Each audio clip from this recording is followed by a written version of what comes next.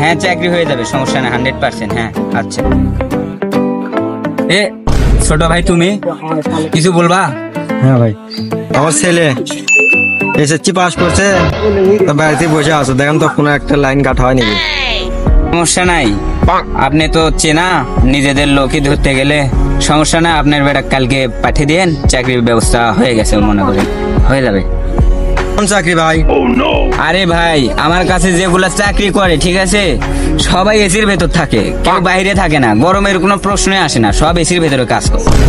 ভাই সমস্যা নেই, তাহলে কালকে আমি আমার বেটাকে দিয়ে আটা মানিস সকাল সকালে। বেটা আমি যারা ভালো আর চাকরি সন্ধান করে আনো তো যাস। আচ্ছা আব্বা আমি যাচ্ছি, এক কাম করো তুমি তাহলে আমার জন্য ভাত নিয়ে আসো। আচ্ছা যাই, বেটা অনেকক্ষণ গেছে, যাই ভাতটা দিয়ে আসি।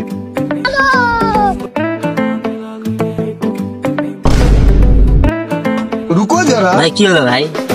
ভাই কি শোধন ভাই, ভাই এসির মধ্যে বলে চাকরি দেয় দেখছেন, এটা আমাদের বাঙালি। এ আব্বা খাই ভাত আনবে গেছে অনেকক্ষণ, ভাতও করে নিয়ে লাজবেন বাইরে ফেলে দেয় নাকি হাওয়া। এ বাবা এ বাবা, আমার বেটা বই অনেক দেখছিলে।